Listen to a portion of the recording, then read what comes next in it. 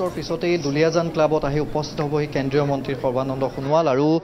ডিব্ৰুগড় লোকসভা সমষ্টিৰ প্ৰাৰ্থিত্ব লাভ কৰাৰ পিছতেই তেওঁ যিমান ব্যস্ত হৈ পৰিছে বিশেষকৈ নিৰ্বাচনী প্ৰচাৰৰ ক্ষেত্ৰত কালিৰ দিনটোত দেখা পোৱা গৈছিল যে তিনচুকীয়া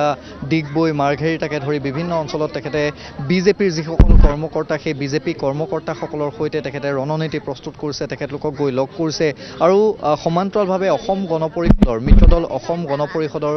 যি কাৰ্যালয় সেই কাৰ্যালয়তো তেখেতে গৈ কৰ্মকৰ্তাসকলক লগ কৰিছে আৰু আজি ইয়াৰ পূৰ্বে যিহেতু ডিব্ৰুগড়ত এটা কাৰ্যসূচী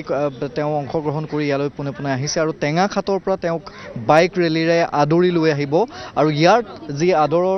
আদৰণিৰ বাবে যিসকল সাজু হৈ আছে ইতিমধ্যে হাতে হাতে ফুল লৈ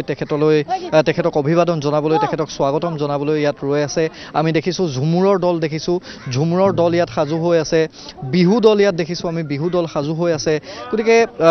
কেন্দ্ৰীয় মন্ত্ৰীগৰাকীক 2004 চনত যেতিয়া তেখেতে লোকসভাৰ সাংসদ প্ৰথমবাৰৰ বাবে হৈছিল তেতিয়া তেওঁ ডিব্ৰুগড় লোকসভা সমষ্টি প্ৰতিনিধিত্ব কৰিছিল আৰু তাৰ পৰৱৰ্তী পৰ্যায়ত 2004ৰ পিছত এইবাৰ অৰ্থাৎ 2024 প্ৰায় 20টা বছৰৰ পিছত তেখেতে ডিব্ৰুগড় লোকসভা সমষ্টি প্ৰতিনিধিত্ব কৰাৰ এটা সুযোগ পাইছে আৰু সেইবাবেই তেখেতে বিভিন্ন প্ৰান্তত নিৰ্বাচনী প্ৰচাৰ ইতিমধ্যে যেহেতু তেওঁ অংশগ্ৰহণ কৰিছে আৰু যিসকল দলীয় কৰ্মকৰ্তা আগন্তুক দিনত দলে কেনেধৰণে তেখেতক সহায় কৰিব বা ইয়াৰ পৰা এটা খুব হিউজ মাৰ্জিনক তেখেতক কেনেকৈ জয়যুক্ত কৰি লৈ যাব সেই ৰণনীতিখিনি আজি নিশ্চিতভাৱে আলোচনা হৈছে বা আলোচনা হ'ব দুলিয়াজানৰ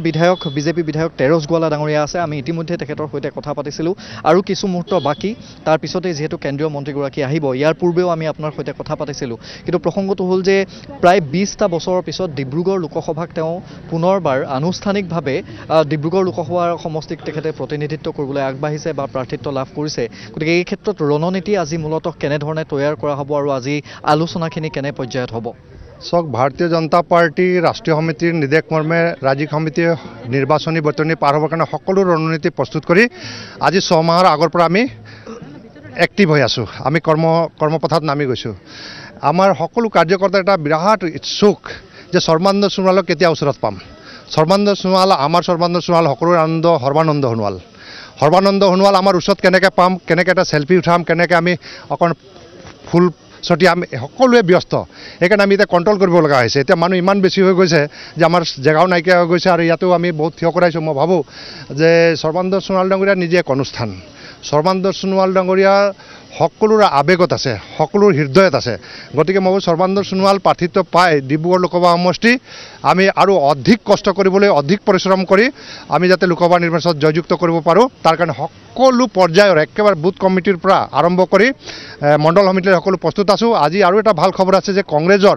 একেবাৰে 85 চনৰ পৰা জড়িত যিসকল নেতা আছে তেওঁলোকো আজি যোগদান কৰিব জানে কংগ্ৰেছৰ দিনত তেওঁলোকে কোনোবা পঞ্চায়তৰ প্ৰেচিডেণ্ট আছিলে কোনোবা কাউন্সিলৰ আছিলে এতিয়াও কোনোবা কাউন্সিলৰ আছে সকলো জইন কৰিবলৈ আহিছে আমি খালি অলপ লিমিট কৰি দিছোঁ যোগদানটো আজি যেহেতু আমাৰ অলপ সীমিত কাৰ্যসূচী আছে আৰু আমি পৰৱৰ্তী সময়ত এই কাৰ্যসূচীবিলাকত যাম কিন্তু এটা কথা ঠিক যে ইমান শ মানুহ যেতিয়া আহিছে এইটো নিশ্চিত থাকক আৰু বিশেষকৈ বিৰোধী দল নিশ্চিত থাকক যে আপোনালোকৰ যিটো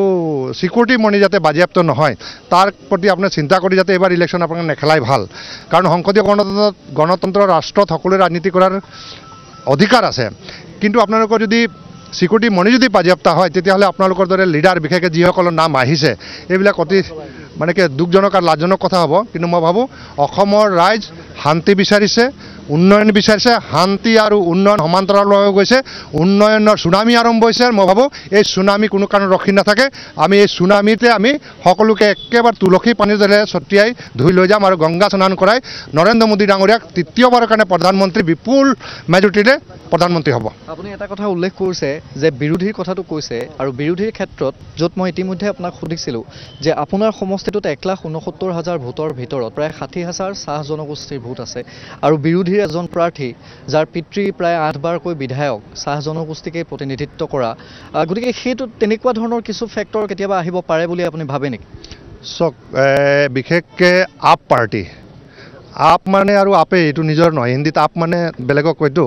গতিকে এই নিজৰ নহয় এই ৰাষ্ট্ৰৰো নহয় নিজৰো নহয় গতিকে সেই বেলেগৰ কাৰণে চিন্তা কৰি আছে এতিয়া কথাটো হ'ল যে যিগৰাকী মনোজ ধানৰ কথা আহিছে তেওঁ বহুত ভাগ্যৱান যে তেওঁলোকে জন্ম হৈ সোণৰ চামুচত ভাত খাই ডাঙৰ দীঘল হৈ গ'ল কাৰণ বিধায়কৰ ঘৰত জন্ম হৈছে সাংসদ মন্ত্ৰীৰ ঘৰত জন্ম হৈছে গতিকে তেওঁলোকে এই দুখীয়া মানুহৰ আবেগ অনুভূতি দুখ কষ্ট বুজি নাপায় গতিকে এতিয়া তেওঁৰ দেউতাক হয়তো আত্মা অশান্তি পাব মই এইটো ক'ব বিচৰা নাই কিন্তু তেওঁৰ দেউতাক 8 বাৰকৈ তেওঁলোকে ডিগবৈ সমষ্টিৰ পৰা বিধায়ক মন্ত্ৰী আছিল বিশেষকৈ চাহ শ্ৰমিকক নেতৃত্ব দিব পৰাকৈ শ্ৰম বিভাগৰ মন্ত্ৰী আছিল চাহ জনজাতি কল্যাণ বিভাগৰ মন্ত্ৰী আছিল মইতো কওঁ তেওঁ সেই দীঘলীয়া কাৰ্যক্ৰমৰ যিখিনি ডেভেলপমেণ্ট কাম কৰিলে তাৰ আঁচনিবিলাক অলপ আমাক গাই দিয়ক আৰু আমাকো সোধক আমাৰ 10 বছৰীয়া কাৰ্যকাল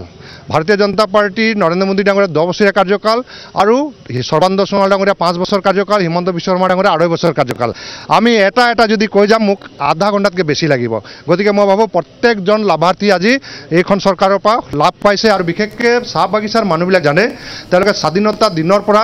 যোৱা 16 চনৰ আগলৈকে এগৰাকী গোলামী ভোটাৰ হিচাপে আছিলে কংগ্ৰেছে সদায় কংগ্ৰেছকে হাত দুখীয়াকে ভাত বাগানীয়া মাই বাপ বুলি কয় এই মা বাপ নিৰ্বাচনৰ সময়ত আহে নিৰ্বাচনৰ পিছত মাহীয়া দৰে নাচায় গতিকে নিৰ্বাচনৰ পিছত কাম দিব গৰমে কি কয় বাগানে ঘৰ দিব বাগানে পানী দিব বাগানে ৰাচন দিব বাগানে এম্বুলেন্স দিব বাগানে মেডিকেল দিব বাগানে স্কুল দিব বাগানে সব বাগান তাৰ গভৰ্ণমেণ্টৰ কৰণীয় নাথাকে কিন্তু প্ৰথমবাৰ সৰ্বানন্দ সোণোৱাল ডাঙৰীয়া মুখ্যমন্ত্ৰী হয় অসম বিধানসভাত চাহ জনগোষ্ঠী চাহ শ্ৰমিক চাহ উদ্যোগৰ কথা আলোচনা কৰিছে তেতিয়াৰ বিত্তমন্ত্ৰী বৰ্তমান মুখ্যমন্ত্ৰী হিমন্ত বিশ্ব শৰ্মা ডাঙৰীয়া যেতিয়া কথাবিলাক শুনিছে শাসক বিৰোধীৰ সকলো বুকু হিয়ৰি গৈছে আৰু এই কথাখিনি মই উত্থাপন কৰিবলৈ সৌভাগ্য পাইছিলোঁ আৰু যাৰ কাৰণে আজি দেখিছে চাহ বাগিচাত ৰাস্তা বনিছে পানী যোগান আহিছে কেন্দ্ৰীয় চৰকাৰ ৰাজ্য চৰকাৰ যিমানবিলাক কল্যাণকামী আঁচনি আছে প্ৰত্যেকে পাবলৈ সমৰ্থ হৈছে এতিয়াও আৰম্ভ হৈছে বহুত কৰিবলগীয়া আছে প্ৰত্যেক ঘৰত 100% যেতিয়ালৈকে ৰাচন কাৰ্ড দিব নোৱাৰিম 100% ঘৰত যেতিয়ালৈকে আয়ুষ্মান কাৰ্ড দিব নোৱাৰিম 100% ঘৰত যেতিয়ালৈকে বিদ্যুৎ সংযোগ দিব নোৱাৰিম 100% ঘৰত যেতিয়ালৈকে আমি অৰুণোদয় দিব নোৱাৰিম 100% ঘৰত যেতিয়ালৈকে আমি এডুকেশ্যন দিব নোৱাৰিম তেতিয়ালৈকে আমাৰ কাম ক্ষান্ত নাথাকে তাৰ কাৰণে ভাৰতীয় জনতা পাৰ্টি আমি প্ৰতিজ্ঞা কৰিছোঁ আৰু এইকাৰণে আজি দেখিছে ঝুমৰ দল বিহু দলকে ধৰি চাৰিওফালে গোৰ্খা হোক লেচেৰি হোক সব উপস্থিত হৈছে কৌস্তভ এই মুহূৰ্তত আপোনাক ধন্যবাদ জনাইছোঁ আমি পৰৱৰ্তী সময়ত পুনৰ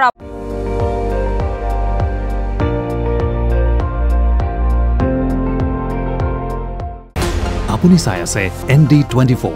সৰ্বশ্ৰেষ্ঠ নহয় সৰ্বোত্তমৰ দৌৰ